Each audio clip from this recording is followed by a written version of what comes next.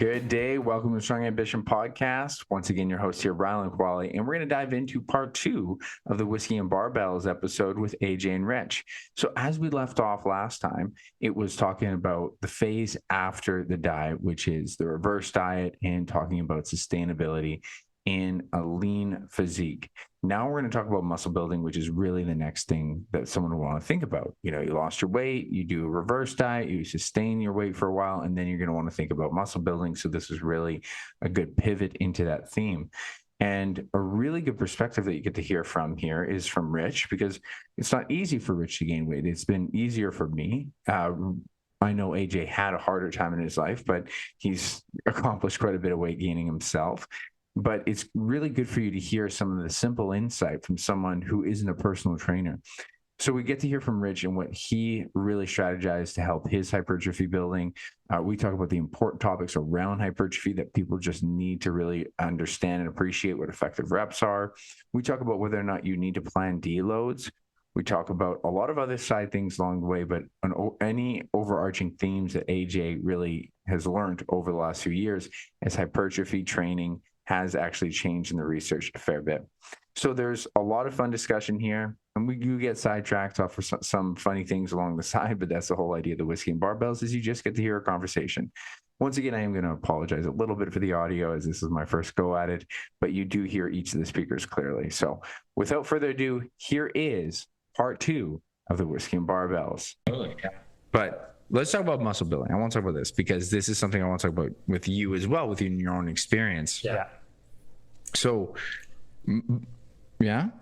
Rich's arms right now are at an all-time. It is true. That's exactly what I was wanting to talk about. Yeah. Look at him. Love it. It's tight. Yeah, I love it. I've been to the gym lately. Not on the waist, but for sure, I feel like. Yeah. Wow, that's so. And the reason why, I was even curious from your viewpoint, because This week's been terrible though for workouts. Oh my god. Sorry. no, that's an important factor with it. So with building muscle, because that's what people should start to focus more. If there's one thing, just to close the loop on the metabolic thing, is people need to give time more time in the year building themselves rather than just the yo-yo dieting. And I know I got to keep doing that to myself. I'd be like, dude, don't panic with the body fat. Don't panic with the body fat. Just practice eating calories and you will probably build more muscle. And you're going to train. Like, I'm already into training. Now, the really interesting, I want to talk about the rest pause technique after, because it's been my fucking huge fascination. But what I was curious about more recently, because so much discussion around hypertrophy has changed, right? So much discussion around hypertrophy has changed in terms of, yes, there's still like rep ranges, but it's not the same, right? What drives it. Yeah, exactly. And I still think we're sifting out a lot of this information. So what my question for you, Rich, was, because if someone came to me and said, hey, I'm a skinny guy, I want to build muscle, I'm like, I can give you what I think. This is actually how I feel. Like, a naturally lean person telling someone how to lose body fat, they can tell you, but they won't know the struggle. I don't have the same struggle for gaining muscle that most people do, because I am an easy gainer. So I was curious, from your view, what has been the most impactful thing for you to build muscle? Assuming that you're a hard gainer. Yeah. Oh yeah. 100%. I kind of labeled you. Yeah. Wasn't sure you meant to be. No, for sure. Yeah. Besides on the waist. By the way, I'm labeling you. Yeah. You're skinny, right? Yeah, I know that. I've noticed that in the mirror once or twice in my life. It's funny, like, I was thinking about this too, like when we were talking about that, like I'd be curious to know how much I've actually gained over the years. Because to me, I'm like, I haven't probably gained that much. Girth measurement. Yeah, but I know for sure I have a lot. You can see it. Over the years. Yeah. To me, the best thing you can do, or for at-home measures of DEXA, I actually had a client who did a DEXA in the States and got a muscle mass reading. Yeah. They give him muscle mass. I've only ever gotten a lean mass and body measure. I didn't know that they could actually, I guess some DEXAs might be just a little bit more fine, or finessed, and they can actually predict a muscle mass content. Separated the muscle out from the rest of the mass. Yeah, and they just normally give me a lean mass number. I think I should be making obviously predictions, but I didn't know that they could do that. So like, I mean, what I would do and I've done is just I think when you're leaner, you get a better honesty reading is like get to a leanness and where you're at a lean after a growth phase and then compare that girth. You know what I mean? Like you don't just want to compare girth. You want to have the same body fat percentage, a leaner body fat percentage, right? And then actually, this is the word girth. Is that right? Yeah. You saying that too? Saying girth too many times here? Yeah, you caught on. Yeah. We're still talking about, I think, arms, maybe the third arm. But yeah, to me, that's what I was kind of looking at for the most part, because it is hard to even, like, you can measure lean mass, but you know, even when I was doing my bodybuilding challenge and I was getting fired up, it's like, oh man, I'm losing lean mass. It's like, dude, that's not actually 100% your muscle. Right. You know, there's lean mass for many different reasons. There's lean mass that goes into actually the structure of your holding your body fat together. So it doesn't mean you've actually lost a whole bunch of muscle mass, right? That's just what you've predicted, and it's still predominantly fat mass. But I think that's what bodybuilding shows me is like, you want to know the difference, like see where you are when you're leaner. And you can, or at very least, compare the same body fat percentage and the same girth, and that gives you a more honest reading of the growth. Yeah. But what would you say, like, just to come back to that question? Yeah. Like the initial, like the big thing that I've noticed was one was actually following like a training program. Oh, and consistency, right? Yeah, consistency, and not only that, but actually writing down values. And for me, a big thing was like, I gotta beat whatever was next week somehow in one capacity. It doesn't mean that, hey, all my exercises, I up the weight. Maybe it was just one exercise, but it was like one thing, like overall, the entire workout, one thing was better than the other. And then also like just diet, like protein and enough calories. Yeah, you can't, you know, both of those things are so simple and rudimentary, where when you talk to people who are hard gainers, I'm like, but are you tracking your calories? And they're like, no, like I'm eating protein. I was like, you know what? It matters as much for body fat loss as it does for muscle gain. And if you're a hard gainer, that means you're not wanting to eat a lot. Like that's actually your genetic both benefit and drawback. It's always the grass greener. There's always the yin and yang of it. And so when you talk to people, it's like, trust me, you need to make sure, especially on a day that you're weight training, especially on the day that you're weight training. And this is actually something I've changed my whole workout split, because most people work out during the week. I intentionally do. So my highest volume days, Friday, Saturday, Sunday. It's when I'm most anabolic. Like, you know, like if I go to train, and I typically do a bit on the weekend, but Monday to Friday, let's say. But then I'm only anabolic on the weekends. Well, the protein synthesis, where it benefited the most, was actually on Monday to Friday, right? And so I just think it kind of made sense to like, okay, do lower, upper, or do pull, push. Right. And it kind of benefits me. The progressive overload I want to hit on too, because that was something that made a difference for me.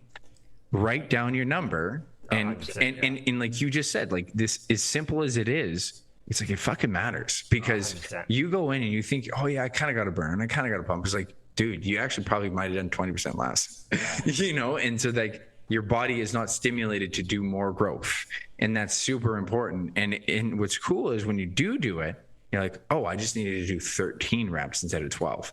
I just needed to put 10 pounds on that instead of 5 pounds. And that little bit makes such a difference. Yeah. It's just literally the act of writing it down or putting it on your phone that makes such a difference. Yeah, even just that one extra rep. Because I remember, like, just for, say, if there was an exercise where it's max reps, if I did 12 the week before, I'm like, I got to beat 12. Mm-hmm. Like, I have to get above 12. And I push myself to that point. Like, even if it was, you weren't really feeling it in that workout or whatnot. But it's that, but it also gives you that goal, right? Where you're like, hey, like, I have to get to this point. Whereas opposed to, if I didn't write that down, I would have been like, oh, maybe I did 8 last week, right? Mm-hmm. So, and then that's not that progressive overload, right? Yeah. And have you found that you need to figure out when to take your deload weeks yet, or have you found like you can do it for? Because that's interesting research I've seen recently. You can go for weeks. It's hard 24/7, bro. No. 365, 24/7, twice a day, 3 times on the weekend. What was that thing you sent today? It was like, it's called an 8-hour arm workout that consists of 24 mini workouts within. Yeah. Like people like splice together like funny memes. So it starts with some girl in a what's that called when they dress up? Cosplay. Yeah. It's like a girl in like a cosplay thing, and she shows up in her cosplay thing. She's like, if you had 24 hours with me and I couldn't say no, what would you do with me? And then they just splice it to this video of Rich Piana there, and he's like, it's called like a 24-hour arm workout. It's 8 arm workouts 30 minutes apart for whatever, like the whole day, and he like goes in this big description. It was like, I don't know, it's hilarious. I feel like sometimes the internet sucks and the stuff's not funny, and sometimes people like put amazing stuff on the internet. It's just like so funny. I'll have to send it to you, but I just died laughing when someone made that. I'm gonna send it to you right now. Please do. You're talking about deload. One thing that I've noticed, and I've talked to AJ about this before. Like, I've had injuries, right? And the one thing that I do notice is not so much deload, but it's if anything doesn't feel right, doesn't matter what it is, I stop. Oh yeah, listen to your body. Like if I'm like, hey, that doesn't really feel that great, like and I know when to push past, you know, like there's a difference. Yeah, exactly. You can change exercises. Yes, but like there's been times where even like a second exercise in where I'm like, oh man, that didn't really feel great. I've like just ditched the workout. Yeah. I was just like, you know what? Let's hop on, like do some cardio, whatever it is. Yeah. And so that's what I've noticed. I've never really done like my deload has been like if it's like stressed with school, where it's like, oh, I got to study for an exam. So I kind of do a deload, but it's based off my personal life where I'm like, I'm too busy with this, so I'm gonna go do like a 30-minute workout, like just quick. Yeah, and I feel like there was I think a research article that came out. I think it was with my kids, but I'm just gonna show you right now. Do it, yeah. If you had 24 hours with me and I couldn't say no, what would we do? It's basically an 8-hour arm workout, and it's made up of 16 mini workouts every half an hour throughout the day for 8 hours straight. I love that. Dude, awesome. I love that.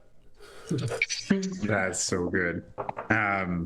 No, so what I was really fascinated was, I can't remember who was all in the article, but it was like, that you don't need to have deloads so often. You actually just need to auto-regulate with people. Yeah. You just like ask them to listen to their body. And I started doing that. And I'm like, wow, I went like 6, 7, 8 weeks. I'm like, okay, I'm so sore. I'm always stiff. Let's take 4 days. I love that feeling though. Yeah, to a degree. I hate it. It's actually but that's the thing is I do love it. And when I stopped loving it, I was like, I am stiff every day. And this is what I'll allude to is like, it was from a band body weight workouts. Now I came from doing strength training in the gym. Yeah. So, and there's many reasons why that impact could have actually been so intense, but I'd come from doing at least 5 or 6 weeks of solid training, very slowly progressive overload on all those training days. And then I was trying to do very efficient workouts with nothing but bands and body weight. Now, this is what I actually wanted to allude to was how interested I am in the rest pause technique, because the rest pause technique might be like as effective. Great segue. Well, but it's just it fits in so perfect because I did it so much I had to take a week off, and it takes a lot for me to. I was like, I hadn't taken a week off since before my build phase last year, so that means almost a year ago. And then I finished, and I was like, at the end, even before the end of harvest, I wanted to keep training. I'm like, fuck, I am too stiff every day. So the rest pause technique, are you familiar with the rest pause technique? So hard set, rest 10 to 20 seconds, do another 3 or 4 reps, right? Just hard grinding reps, right?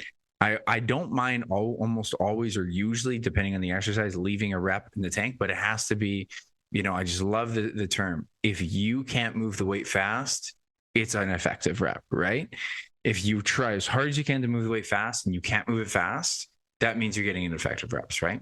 So I was doing that for hypertrophy. Okay. And this is actually, I'm going to talk about the benefits to all rest pause for hypertrophy specifically, and I'll talk about the drawbacks too. So what I was doing though was I was segment brought to you by Rest Pause.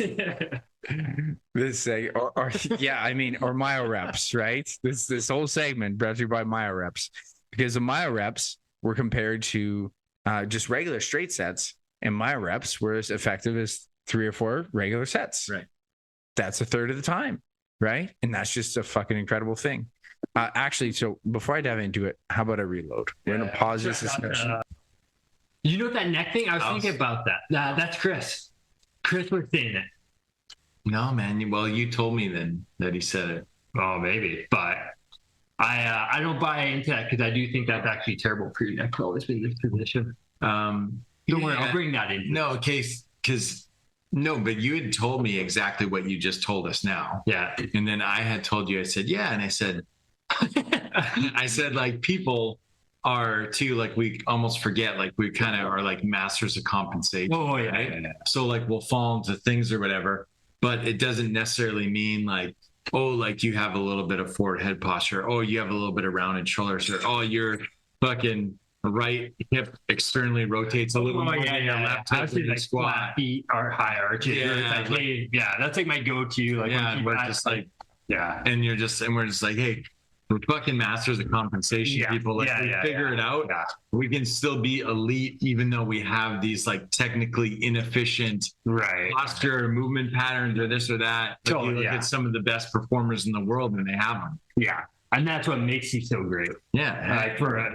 Did you know what? I remember you told me this like way back when. Man, you should be using this in here, Colin.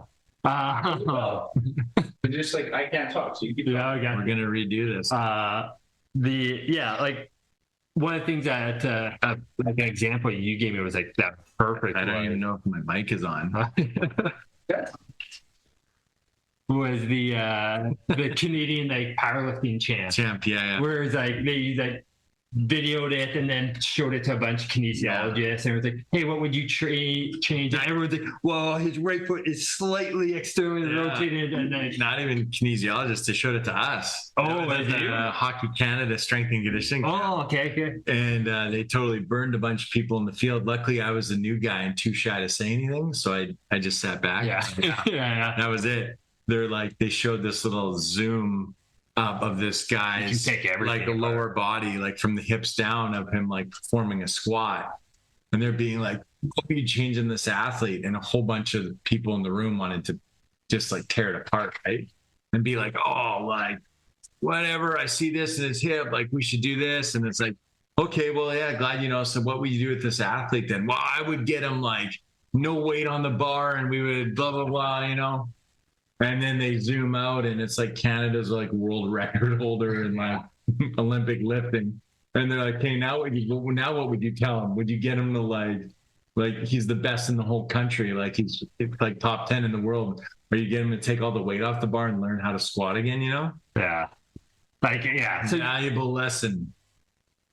So it's the same thing like baseball pitchers, right? There's a million different ways to pitch a ball, and like some are more effective than others, but there's so many different styles, different ways of doing it. But yeah, like when we're talking about like compensations, like you look at like people who have flat feet or high arches, like all the time, like, well, you know, to build up that arch, it's like, does it bother you? No, then who cares? Right. Like leave it. It's not an issue right now. Don't spend all this time being like, oh, we got to correct your foot. Like, all your training has to be barefoot. We got to increase the blah, blah, blah, blah. Yeah. Is this recording or no? I don't know. So no, because just to build on your point there, I was going to reinforce your point with the deloads and stuff. Like, I feel like years ago at Focus, we switched to that method where like we no longer have program deloads. It's just up to the individual athlete. It's like, hey, tell me how you're feeling. Oh, you're feeling like you're starting to have a hard time recovering? Perfect. Let's have a deload. Whether that takes you 3 weeks, 6 weeks, 8 weeks, whatever it is, then that's how we determine, you know? Well, as you say, you would know this best too when it comes to deloads, just because all the pro guys that come back, like the hockey pro guys that come back in the summertime, Where some of them are just like, yeah, I'm gonna take like 2-3 weeks off or a month before I get back to training. Or, like, they pretty much dictate it to you, but it's like, yeah, like you know your body. That's it. Thanks. Yeah, I will never pretend. I like to tell people, you are the master of your own life. You are the expert on your own life. I'm here as a tool to help support you, but I will never know your body or yourself or your life or your thing better than you do, right? Oh, I'm gonna reset that. No, that was you said that in one of our last interviews. That was our last interview, and that was one of my favorite sentiments, and it made me actually approach client conversations different because now I actually have, but I now have to appreciate, it's like, hey, if I tell you to do something and it's not right for you, then I'm right. I'm just gonna say it every single time I'm on your podcast now. And do it. Well, I think it's a lesson for everyone. You realize that you're not an expert in anyone else's life, and everyone else is technically an expert in their own. And you try to offer them opportunities for them to actually make that advice, right? That you just give them an avenue to actually be a better expert for themselves. Yeah. But so I wanted to like the deload thing. I think is important for people. Keep going. Sorry, I had two things: the deload thing to add in to support your theory on intuitive deloads, call them. Random here, boys. I love it. We're going up. That's it. With training and then potentially with hypertrophy and everything that we were talking about or whatever. Yeah. So a week ago, let's say, I see something come across my social media feed talking about making sure that you separate your caffeine intake from your creatine intake. Interesting. No. Okay. No. So at the time I was like, interesting, never heard it. Came through social media, take it with a grain of salt. Don't know if it's true or not. Whatever. But of course, like now your attention goes there, so you start to notice in other places. So stop by Popeyes. 2 days later, buy some creatine because I'm out. Just out of curiosity, perusing the label. Look at the label. On my creatine label, it says under the like instructions for use or whatever on the label, says in there like to make sure that you separate it from caffeine intake. Like, and I was like, that's interesting. I'm like, okay, so now I just randomly heard this. It's on the label. I don't distinctly remember ever reading like creatine monohydrate labels in a lot of detail, but I'm pretty sure if it was ever on the label at any time in the last 20 years that I've used creatine, like I would have noticed it. Yeah. Didn't know it's on the label now. So I'm like, that's interesting. So I'm like, next time I see Dean Cordingley, super whiz. He's been on the podcast. Maybe. Maybe also an exercise physiologist. Getting his doctorate. Yeah. I prefer Super Whiz. Super Whiz. Great name. So obviously very intelligent, obviously I have a ton of respect for the guy. Run so many ideas and thoughts and stuff by him and things that I see and read about or whatever. Yeah. He's just very smart, very knowledge. He knows all the research. Yeah. So I saw him the other day because obviously we're getting ready for testing for training camp. And so he was in the gym and I was like, hey, have you heard anything about this? And he's like, yeah, a little bit. Because he's like, actually the study, he's like, the only study that I know about it was actually a Canadian study out of Regina. Dean knows the guy that conducted the study on it or whatever. So I was like, this is very interesting. So he sent me a study. So I was just kind of like grazing through it today. I just read the abstract. I got to go and read the whole study to get the full thing of it. I don't want to be the abstract guy. Yeah. Because I feel like a lot I'm a bit of an abstract guy. But Dean, being the knowledgeable guy before too, has warned me about like, hey, you can't just read the abstract, right? You got to read the whole study to get the proper context. Yeah. Right? And so I do got to go back and read the whole study, but I just found this interesting. I was wondering if either of you guys had heard anything about this. No. Yeah. No, I did appreciate though that it is supposed to be done after workout. It's better after workout, and that makes sense on two folds. And I thought it more logically after one. I always assumed it was a hydration thing, but then I also just realized you use the creatine in the workout, right? So if you do a forceful high intensity workout, that's when the phospho-creatine actually is the most active. And then to maintain the saturation, it would be more productive to have it post workout, because you would just like using carbs almost to agree. So that's the only thing I knew about carb. But then even then they say just it matters more of just consistency, right? You were saying it was never on the label before? I've never seen it on a label. I feel like it's got to be a correlation with the uptick in pre-workout, right? Yeah. And then people just mixing it all together at the same time. Well, but like, at some point, it's- someone was like, "Hey, yeah, but like that's what actually what's interesting is because it's in pre-workout, but then it's like not beneficial to have it as beneficial. It's still beneficial to have it. You have it before, during, or after. It's going to be like most of it's just having it consistently, but it's more beneficial after. But it goes in pre-workout because people know they should have it. And so if you put anything in pre-workout is just like there's so much shit in there that just sounds exciting, right? You got these like different blends and stuff. But So interesting point about that, and seemed somewhat obvious after he mentioned it to me, but somehow, if I'm being honest with you guys, never really crossed my mind before. Because we talked about that when I was asking Dean about it, and I said, hey, whatever, blah, blah, blah. And same thing, I made that same kind of, connection to be like, I feel like maybe they include this now because pre-workout has never been more popular. And the caffeine content in pre-workout has never been higher.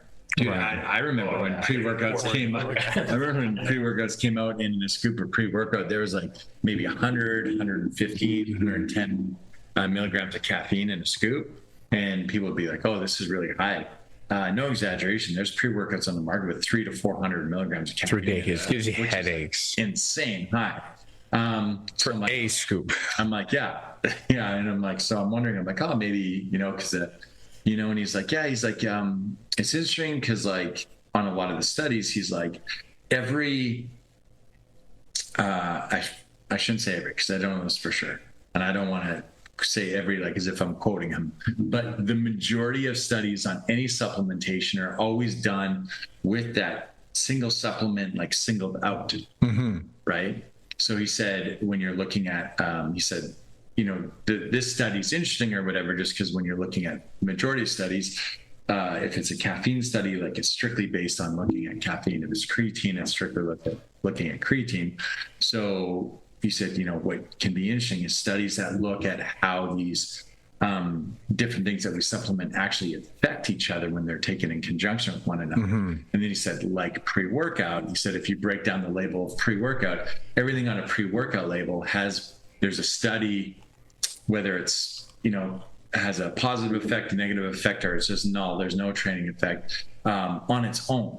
But there's actually no studies that really exist, no credible studies that really exist, where it's like, okay, well, but how does this work in conjunction with this, and this, and this? Right. It's just everything on its own. Individualized. When you're looking at the individual things on the label, and I was like, that seems like, should seem so obvious, but that's a very good point, because when I have looked at like, L-arginine, okay, it's a big thing in pre-workouts, like how effective is L-arginine and stuff. Any study or research has been done is that on that thing just singled out, but mixed with caffeine, being mixed with this and with this, right? And he's like, so really, there can be mass assumptions being made that all these things work the same when they're all together as they do when they're singled out and separate from one another, right? And I was like, they could all influence one another in different ways that we maybe don't know yet. And I was like, totally makes sense. Never thought of that before. Very interesting thing to think about, though, right? Yeah. Whenever I try to look up research on veggie supplement, what's impossible because there's so many different ones. Like try to do research on athletic greens. I'm like, I have no way to do this. You look at each individual one and like, there's some research on this, there's some research on this, there's some on this, there's some on this. And it's like, okay, so there could be some evidence on all of these little things, But if you have a veggie green supplement, like, is that better? Like, do we know it's all better for you? Right. And so the only research, and I didn't like deep dive, like I say mild research, this wasn't like a school project or like a PhD student or something, but I did find a research article that this does support a pretty good evidence for me encouraging veggie green supplements to people, is that it was a vegetable and fruit concentrate supplement that showed a lower incidence of colds in athletes. And I'm like, that's actually good evidence.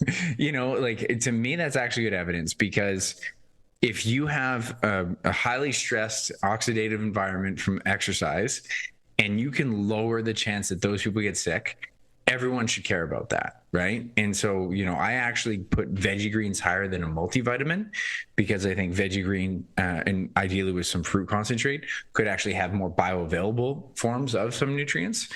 And then as much as I really try to rail against the term gut health these days, because it's just another hot word, right? Yeah. But if we are saying, because this is what's said, is that food diversity is important for gut health, right? That's what they say, food diversity. It's the only thing that they're really sure of right now. There's a lot of other ideas, but, well, then wouldn't you get food diversity from a veggie green supplement that has dozens of different types? So I think you hit two nails on the head there. Right? If you're two birds stoned at once, because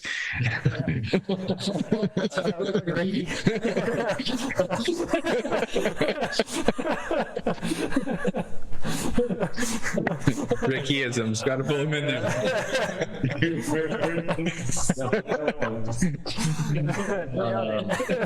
Well, and so to me, it's just like, it's a simpler way, because when people are overwhelmed with all these, oh yeah, you got to get this supplement, that supplement, I'm like, I actually tier them. I'm like the most likely beneficial ones, and that's kind of what I call like my second tier. My first tier is vitamin D.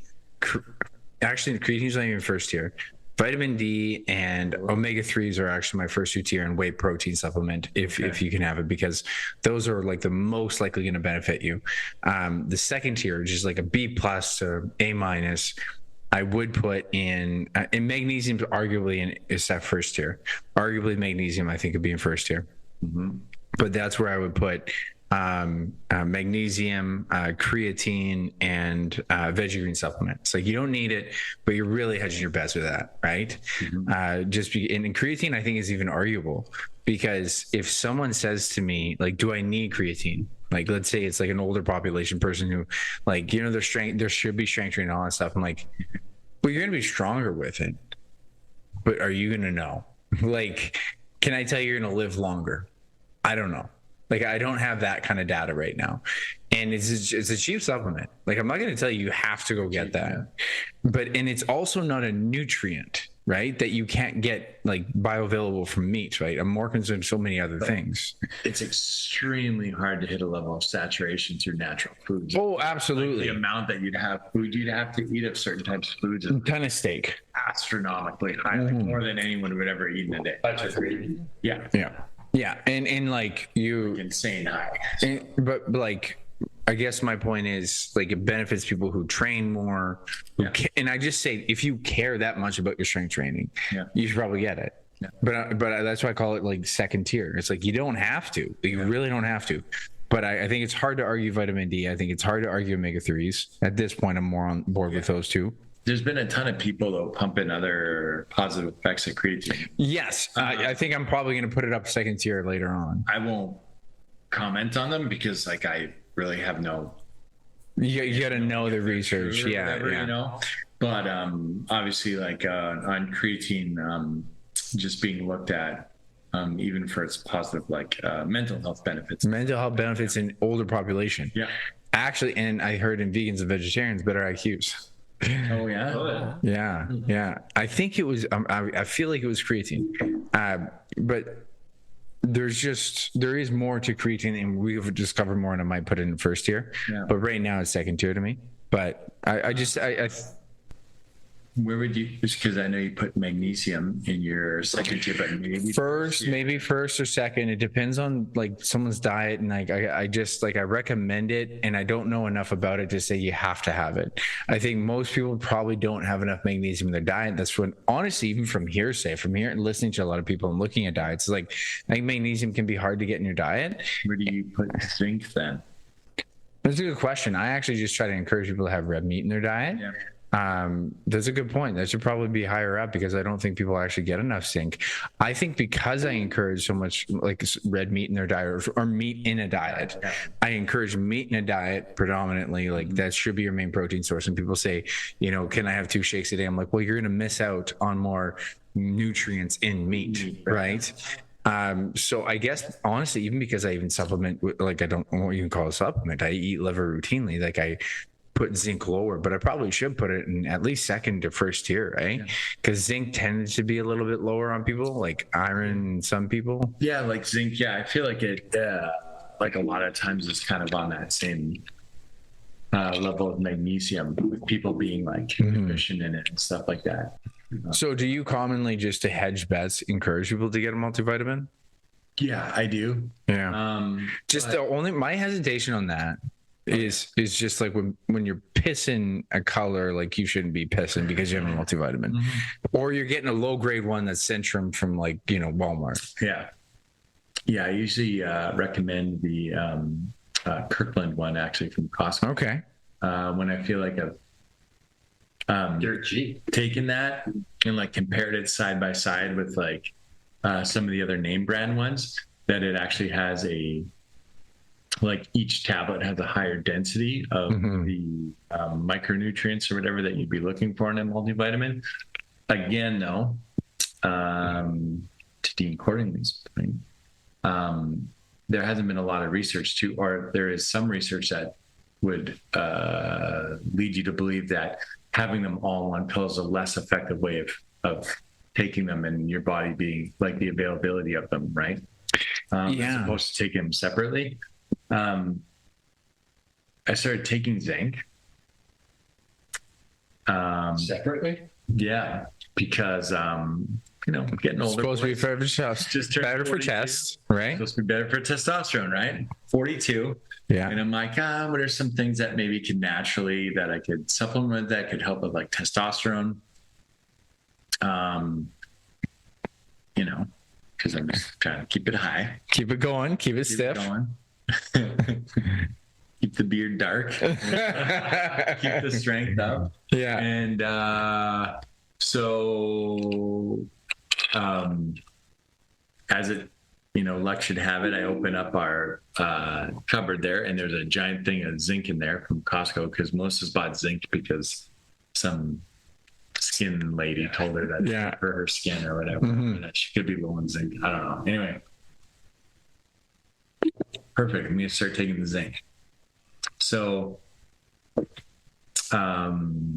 read the label. It recommends 1 tablet a day. Generally speaking, for myself, whenever I look at like the recommendations on a label, I always double it, because I always feel like You've told me that before. I'm a big guy. I gotta have double. Like, I'm like, okay, like if you read like Google what RDAs are based off of, they base off the average 150 like, person, 950 pounds or something like that. It's like, okay, well, that's not me. Yeah. So why would I take that, right? I'm like, I could outweigh that guy by 100 pounds. I need to take like twice as much, right? Right. So start taking the zinc before bed. I know a lot of times there's even some sleep aid supplements like the ZMA or whatever, zinc, magnesium, but anyway. So notice like after a few nights, I'm like, wow, like my dreams were crazy. And not only were they crazy, but they were like so vivid that like I wake up in the morning and, you know, sometimes you know you had a dream, but you can't even remember it. Yeah. They were like burned into my mind, like how vivid they were. And I was like, is this a thing? You know what I mean? And I'm like, no, maybe this isn't the thing. Maybe this is just pure coincidence. And then like, so more and more nights that I took it in a row, I was like, okay, I got to pay attention. So I wake up in the morning, like, do I remember what I was dreaming about? Like, was it super vivid? Was it like kind of weird. And yeah, every single night in a row that I take the zinc. So I Google it, which sometimes can be helpful, sometimes not. But it does say in there that apparently this isn't an uncommon thing for people that supplement with zinc or whatever. More in-depth dreams. Reporting, yeah, like that the in particular how vivid their dreams are, like how real they seem and how well they remember them like the next day. Wow. It's very strange. I didn't know. Well, I'm trying to get my sleep down. I'm really interested in that because I actually rely way too much on sleep aids. So good sleep. It can help aid in sleep. See, and I actually remember looking at examine.com and I thought I remember reading that it actually didn't, but depends on what articles, depends on what they're summarizing. But that's really interesting. But like, yeah, dreams just so like Good dreams or bad dreams? Just weird dreams. I mean, dreams are always weird, right? The more it's the thing that I think he's pulling to is like most dreams are weird, right? Like most dreams are fucked up. It's remembering them, yes, because then you're aware of how fucked up your dreams are. It's like vivid detailing, and that's what's really interesting. So that interests me. But the but I before we run out of batteries, I want to come back to two ideas here. I feel like that guy's gonna run out right away, but we'll see what we can fit in here. Okay, so rest pause technique. I'm gonna tell you guys this story because I think it's really cool. And my system is kind of just super interesting. So you talk about progressive overload, you talk about the rest pause. Like I just been building off that instead of even doing full sets just for efficiency. Because I'm really more interested not in people who want to live like bodybuilders, but who want to build their body and are more general public and like actually just what is the 80-20 as often as possible when it comes to fitness and health. And like, I mean, I'm asking people to do 10K steps a day, which is already a lot. So if we can do strength training as efficient as possible, because it is the most efficient way to take care of your health, the rest pause technique. So what I do is I do 1 or 2 exercises that will be at least 1 or 2 2 to 3 ramp up sets. And then now I'm ready. It's almost like the 5-3-1. You ramp up, right? Yeah. Hard taxing set, but then you rest pause. Okay. Mm-hmm. But then each week your progressive overload is an additional rest pause set. So then you slowly, gradually make it into more of a myo rep set. So I'll give you an example of week 1. I'll choose and then do additional accessory immediately into the rest pause. Right. So I'll give you an example of like, a leg day. So I do back squat and you ramp up hard back squat. Okay. This is week 1. I do 1 rest pause. So I do a hard set of 6 and an extra 2 reps. Okay. That's good. That's all it is. You might even break a sweat, right? Because I slowly ramp up. I do mobility between sets and then I'll go and do my accessory. I'll go right into a hard set of Bulgarian split squats, rest 10 to 20 seconds, do another one on that same leg, do the other side. You can get done this stuff so quickly, right? So I was doing it with my bands. Now I was like, in the field, I was just doing on like banded single leg, actually Bulgarian split squats with the band. I was doing single leg RDLs with the band. And I tell you, I was hitting rep ranges with like just a stiff enough band of like 8 to 12 still, because it was a stiff enough band that it worked. But I would do additional rest pause sets. So I would do all the way up to 5 rest pause sets, or I think it was 4 rest pause. So 1 hard set plus an additional 4 rest pause. So that's almost like doing 5 sets, right? If you really think about it, because you have your initial hard set, another rest pause, that's another hard set, another hard set, another hard set, and another hard set. And when I got up to 5, I was so fucking sore from everything. But the cool part is, like, for example, upper body, I just had to get my upper body push pull like ready. And then I would just do band pull part near failure, rest pause, do another rest pause, do another rest pause. Ramping that up, 5 sets of that took me 5 minutes to do my back or to do biceps or to do flies or whatever it was. So you got to think about it. You got like 5 different body parts you want to hit in a workout, literally done within 30 minutes, right? So I wanted to hear your depiction of this, AJ. How could that, do you think that perception of that could work for people? And what would be the negative or what would be a drawback from it? So yeah, do I think it could work? Absolutely. I think it could work. I think if we're strictly talking about hypertrophy, and not strength, then I think it could be effective. So just for people, I know we've talked about this before on your show, but for people that are wondering like what we're talking about with effective reps, like a definition of it would be, with the high amount of mechanical tension, and their high amount of mechanical tension, would equate to the involuntary slowing of muscle contractions. When you right? can't move it fast, but you're trying hard to. Yeah. And I think that's so important to realize. Yeah. It's not because you don't want to do it. Yeah. It's not because it burns. It's like, can you move the weight fast? And like, if you have that idea, like move it fast. If you can move it fast, you're not done yet. Right. So yeah. So the involuntary slowing of muscle contraction is what is the indicator of a high degree of mechanical tension. Right. So arguably, the rest pause sets do a great job of doing that, right? So for people wondering exactly what you mean, is normally within a set, we would start a set if we're doing hard 10 reps or 12 reps or 15 reps or 8 reps, whatever it is. Those first few reps, we can move at a very high speed. Mm-hmm. And then as we get closer to, if we're using a weight that's like a kind of like a 10 rep max, then, rep 8, 9, 10, we're going to see a drastic slowing in the muscle contraction, meaning there's high level of mechanical tension, which means that's what's now thought to be the number one driver of hypertrophy. And then instead of like waiting 90 seconds or 2 minutes or whatever you do, and then starting that process over again, doing exactly the same, you would just be waiting about 10, 15, 20 seconds and then going into reps right away again. And you haven't recovered.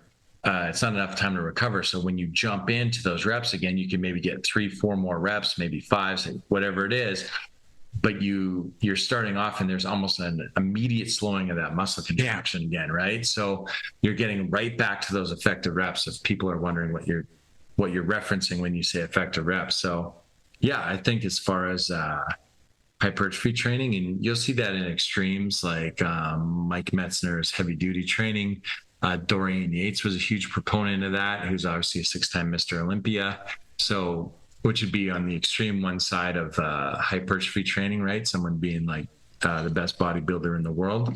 And they were all huge proponents of that high intensity training, which they categorized as being like a couple warm-up sets and then just being like one all-out set to failure, followed by like a rest pause or whatever it is. I didn't know that they were actually doing rest pause. I thought they were always. That's actually interesting to know. I don't know.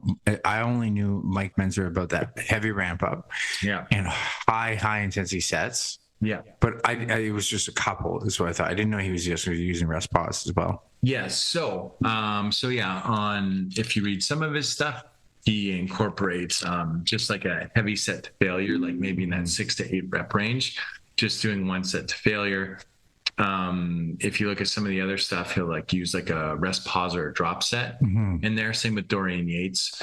And they kind of work off the same idea as like once you've taken that muscle to its absolute capacity and exhausted it, to the point where it can't even work anymore, then you're done with that exercise. Like there's no point in continuing with that exercise. Right. You're not going to get any further benefits from a hypertrophy standpoint because you've already taken it to its limit. Right. Yeah. Max it out. But yeah, so not every set that they did was rest pause. You know what I mean? Right. But I think the idea is the same. Right. You know what I mean? Like I think the general idea of just maximizing the amount of reps that you have with the highest degree of mechanical tension in the shortest amount of overall volume is an effective way to train for hypertrophy. Right. And so to me, it's super effective. And I'll say anecdotal end of one. I did my, it was supposed to be a fitness fat loss challenge that I was doing. Right. I was supposed to try to lose body fat, and then quickly within there, I had more or less one day in particular where I made Angelina cake, but I ate 90% of the cake. Right. Yeah, so it didn't really work as a fat loss challenge, but within the ebbs and flows of all the calories and all the high intensity, like those, when you're doing it, it actually fucks your muscle up. It's when you do a bunch of multiple rest pause sets, it is really taxing on the nervous system and on your body. And it's like, I am always impressed with how sore I am from these workouts with minimal work. Like that's what kept amazing me. Yeah. And then By minimal work, you mean like Time. total amount of volume is volume. reduced. Yeah, intensity work is high. So the intensity is higher, but the total volume is reduced. Yeah. So I think that's an important distinction for Very people much. to understand, right? Yeah. And I mean, people honestly, like, I question my ability to go to failure because I always hear this. People don't go to failure. People don't go to failure. And I'm like, fuck, I don't know. Like, I don't know, because it depends on who you're working with. Like, if I know people, like, there's certain Gen Pop people who don't love lifting or kind of like exercising. It's like, yeah, they'll stop when the muscle burns a little bit. They get a little acid in their muscle and they're out. Right. But there are people who love lifting that are fucking horrible form and will think it's no pain, no gain. They think they're rock, and I'm like, fuck, like, I think some people do go to failure. Like, I think I know what failure is, and I just don't fuck around with it with the barbell anymore. But to go back to like how effective it is, I think it's really cool because when I did that fat loss challenge, I didn't lose body fat, but I was trying to maintain my calories. I gained 3 pounds of muscle. I ended up at the same body fat percentage. Now, N1, Angelina did my skin folds before and after, and I was like, well, that's pretty fucking cool. Yeah. I had nothing but a band, and it was doing body weight exercises. Yeah. And I fucking gained 3 pounds of muscle in 3 weeks. Is that the first time you were training like that? To do nothing but rest pause. Yeah. Yes. Do you feel that? Novel stimulus. Yeah. But I would say I was doing similar exercises. Yeah. So it's just a totally different way of training where it's like, hey, it's such a shock to your system now that. But again, I'll come back to just like how sore I was. Like, there was something happened there. And I'm doing it again. Like, I'm trying to do it now with weights, but I am allowing myself more time. A lot of the newer research over the last however many years though will support that. There we go. Round 2. Okay. I will try. What were we talking about before it got cut off? It was the rest pause, and we were talking about the effectiveness of the rest pause, and like what stimulus could have happened there. And I have 100 different things I could also talk about that. Like, I believe that jump squats can actually add. I'll keep it. Could actually add hypertrophy, but I'm more interested. So the drawback I actually do want to point to rest pause that I think is actually important to note is that strength comes from having speed and coordination in a coordination pattern. So I don't think it's as good for strength training, Right. Because I do still encourage my clients to do a rest pause on some of their strength training. But I think it's super important to have ramp ups for that reason. And that's where I think you get the benefit of having strength. So I think it's a really effective model to encourage ramp ups because that's a benefit for strength, for good strength patterns. And then more people should consider the advantage of adding additional rest pause as a way to adding extra volume without having to worry about the time commitment that's required, according to the research, for substantial muscle building. That's my theory. I want to know your thoughts. So yeah, I mean, obviously with strength training, like ramp up sets can be effective to help aid in strength training because as we know through programs like the 5-3-1 and stuff like that we can get significant strength gains through submaximal loading.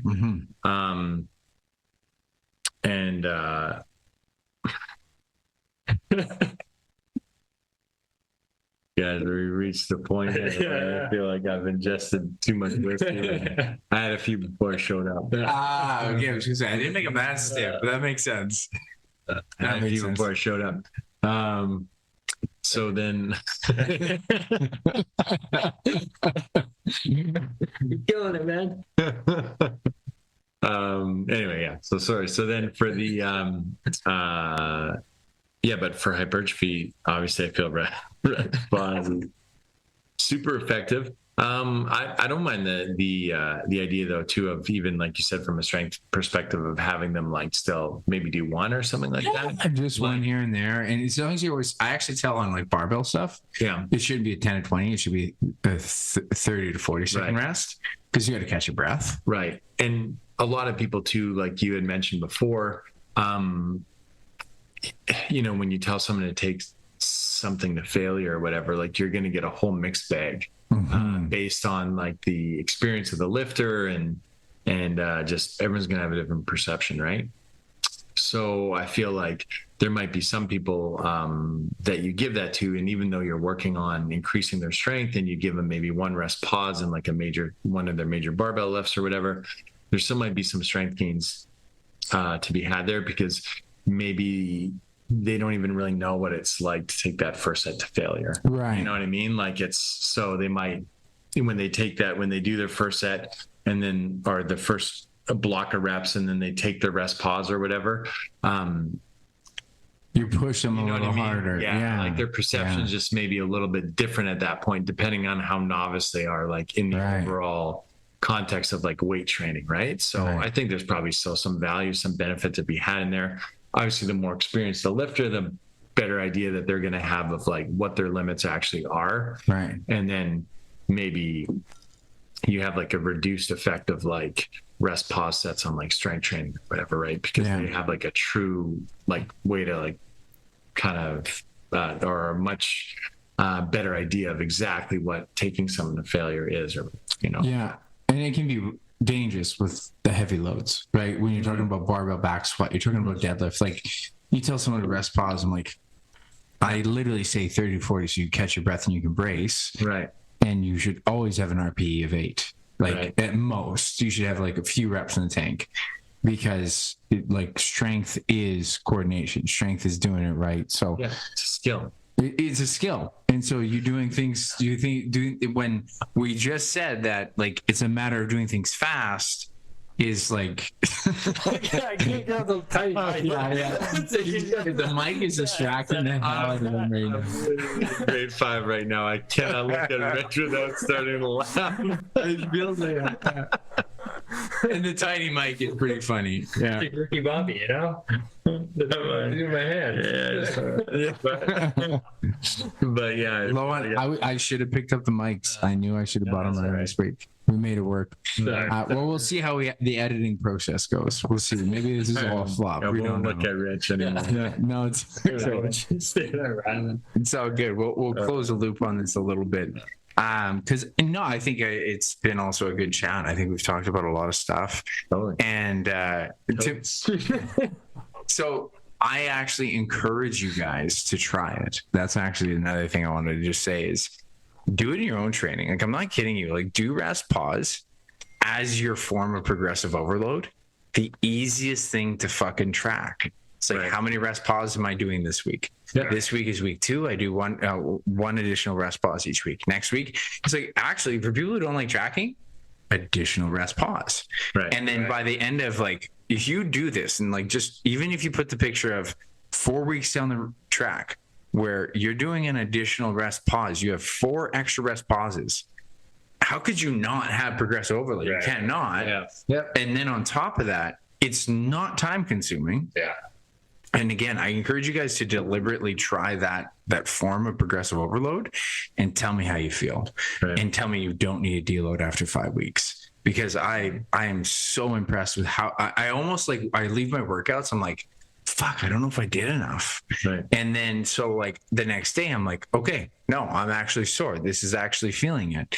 And then so I just really listen to that notion of, which we know it's not only about muscle soreness, but it's still a heavy indication, right? But I'm also curious to you, AJ, what one other note that we can kind of leave off of, what has been your biggest education or experience for people to appreciate about muscle building that they might not know, or maybe that you've recently learned about it? Good question, man. I don't know. I mean, I do feel like a big one for me has been, because we're talking about the topic of effective reps and mechanical tension, just because when I started working in the industry, training people in gyms, working in gyms would have been like early 2000s, like 2000, 2001, 2000, so like along like 20 plus years ago. The biggest thought what was thought to be the biggest driver for hypertrophy and muscle building was time under tension and volume, right? Yeah, that was the biggest thing.